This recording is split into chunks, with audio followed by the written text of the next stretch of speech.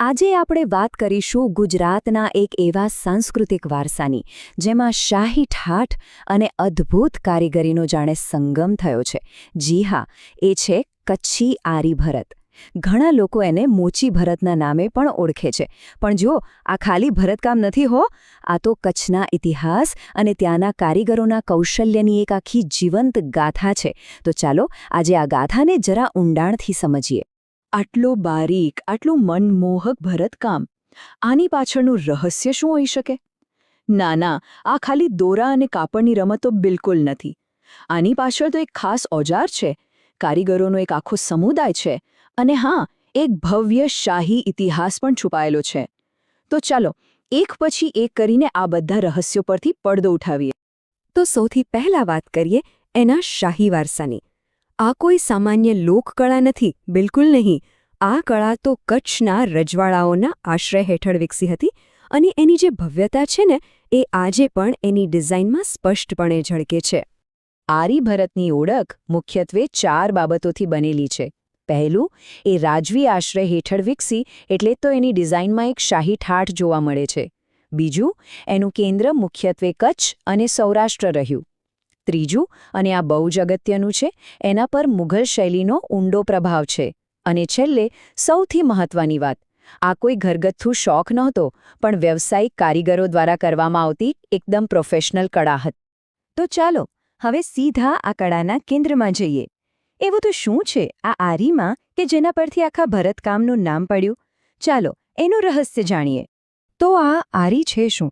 જુઓ, એ એક ખાસ પ્રકારની સોય છે જેના છેડે એક નાનકડી આંકડી જેવો હૂક હોય છે. બસ આ જ હૂકનો ઉપયોગ કરીને સાંકળ જેવા ટાંકા લેવાય છે, જેને આપણે ચેઇન સ્ટિચ કહીએ છીએ. આ અનોખા ઓજારના કારણે જ આ ભરતકામ આરી ભરત કહેવાયું, અને એને પેલી અજોડ બારીકાઈ મળી. અને આ પ્રક્રિયા છે ને, એમાં જબરદસ્ત કુશળતા જોઈએ. કારીગર કાપડની ઉપરથી આરી નાખે છે, નીચેથી દોરાને હૂકમાં ફસાવે અને પછી એક લૂપ ઉપર ખેંચે છે. બસ આ જ પ્રક્રિયા વારંવાર પુનરાવર્તિત થતી જાય અને એક સુંદર, અતૂટ સાંકળ બનતી જાય. એટલે જ તો આ પદ્ધતિ સામાન્ય સોય દોરા કરતાં ઘણી ઝડપી અને એકદમ સુઘડ ગણાય છે. ઓકે, તો ઓજાર અને પદ્ધતિ તો આપણે સમજ્યા, પણ આ કળાના અસલી ઉસ્તાદ કોણ હતા? ચલો હવે સીધા એ કારીગરોની દુનિયામાં જઈએ, જેમણે ખરેખર આ કળાને જીવંત રાખી. હવે જુઓ, સામાન્ય રીતે જ્યારે ભરતકામની વાત આવે એટલે તરત જ આપણા મનમાં શું ચિત્ર આવે? સ્ત્રી કારીગરોનું, ખરું ને? કારણ કે મોટાભાગની આપણી લોકકળાઓને સ્ત્રીઓએ જ તો સાચવી છે. પણ સવાલ એ છે કે શું આરી ભરતના કિસ્સામાં પણ એવું જ હતું? શું અહીં પણ આ કળાના અસલી ઉસ્તાદ સ્ત્રીઓ જ હતી? અને આનો જવાબ કદાચ થોડો ચોંકાવનારો લાગી શકે. આ કળાના ઉસ્તાદ હતા મોચી સમુદાયના કારીગરો. જી હા, એ જ કારીગરો જેઓ પરંપરાગત રીતે પગરખા બનાવવાનું કામ કરતા હતા. એમણે ચામડા પર કામ કરવાની પોતાની કુશળતાનો ઉપયોગ જ્યારે રેશમી કાપડ પર કર્યો, ત્યારે આ અદ્ભુત કળાનો જન્મ થયો. જો કારીગરોની પ્રોફાઇલ જોઈએ ને, તો આ કળા મુખ્યત્વે મોચી સમુદાયના જ હાથમાં હતી. અને એમાં પણ ખાસ વાત એ છે કે ઐતિહાસિક રીતે આ એક પુરુષપ્રધાન કળા હતી, જે તેને બીજા બધા ભરતકામથી સાવ અલગ પાડે છે. આ નિષ્ણાત કારીગરો મોચી જગનાસાળી તરીકે પણ ઓળખતા. જો કે મોચીઓ સિવાય જત, મતવા અને કુંભ જેવા સમુદાયો પણ આની સાથે સંકળાયેલા હતા. પણ યાદ રાખવા જેવી વાત એક જ છે, આ એક વ્યવસાયિક કળા હતી, કોઈ ઘર વપરાશ માટેનો શોખ નહીં. સારું, તો કારીગર અને ઓજાર વિશે તો જાણ્યું, પણ આ કળાની ડિઝાઇન અને સામગ્રી પાછળ પ્રેરણા ક્યાંથી મળી?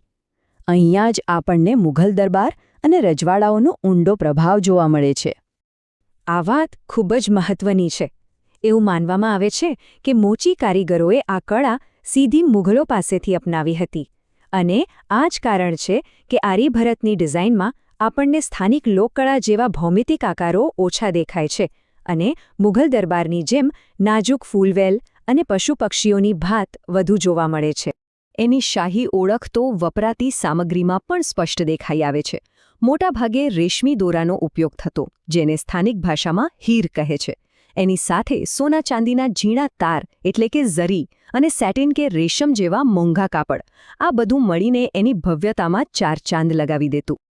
ભરતકામ શરૂ કરતા પહેલાં જે તે ડિઝાઇનને લાકડાના બ્લોક્સ વડે, જેને બીબા કહેવાય છે, એનાથી કાપડ પર એકદમ ચોકસાઈપૂર્વક છાપવામાં આવતી.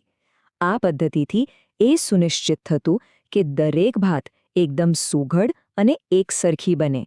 આ એની પ્રોફેશનલ હોવાની વધુ એક નિશાની છે. ચાલો હવે આ વિશ્લેષણના અંતિમ અને કદાચ સૌથી મહત્વપૂર્ણ ભાગ તરફ આગળ વધીએ, ખાસ કરીને પરીક્ષાની દૃષ્ટિએ. આરી ભરતને કચ્છના બીજા ભરતકામથી અલગ કેવી રીતે પાડવો એ સમજવું ખૂબ જ જરૂરી છે. તો ચાલો આ તફાવતને એકદમ સ્પષ્ટ રીતે સમજી લઈએ. આરી ભરતમાં વપરાય છે પેલી ખાસ આરી એટલે કે હૂકવાળી સોય, જ્યારે બીજી બાજુ રબારી કે આહિર ભરત જેવી કળાઓમાં સાદી સામાન્ય સોયથી જ કામ થાય છે. પછી વાત આવે છે ડિઝાઇનની. આરી ભરત એકદમ નાજુક, ફૂલ, વેળવાળું, મુગલ સ્ટાઇલનું હોય છે, જ્યારે બીજામાં એમાં તો ભૌમિતિક આકારો અને ભરપૂર આભલા કામ જોવા મળે છે. અને હા, સૌથી મોટો ફરક, આરી ભરત એ પ્રોફેશનલ કારીગરો અને એ પણ મોટાભાગે પુરુષોની કળા હતી, જ્યારે બીજી લોકકળાઓ એ તો સમુદાયની સ્ત્રીઓ પોતાના માટે, પોતાના ઘર માટે કરતી હતી. આટલો મોટો તફાવત છે. અને હા, એ પણ જાણવું રસપ્રદ છે કે આ કળાને કચ્છ એમ્બ્રોઇડરીના ભૌગોલિક સંકેત એટલે કે GI ટેગ હેઠળ સરકારી રક્ષણ અને માન્યતા પણ મળેલી છે. આ ટેગ એની વિશિષ્ટ ઓળખ અને ગુણવત્તાની ગેરંટી આપે છે. અને અંતે પરીક્ષા માટેના જે મુખ્ય તથ્યો છે એનું એક ઝડપી રિવિઝન કરી લઈએ. સમુદાય કયો, ઓજાર કયો, પ્રદેશ કયો, પ્રભાવ કોનો, સામગ્રી કઈ અને એના મુખ્ય ઉત્પાદનો કયા.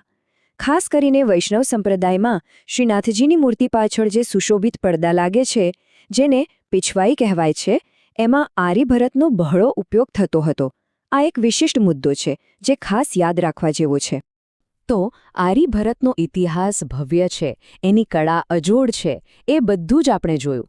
પણ અંતમાં એક સવાલ આપણી સૌની સામે ઊભો છે કે આજના ટેકનોલોજી અને આટલા ઝડપથી બદલાતા સમયમાં કારીગરોની આ પેઢી દર પેઢી ચાલી આવતી વિરાસત, આ વારસો, ભવિષ્ય માટે જીવંત કેવી રીતે રહેશે?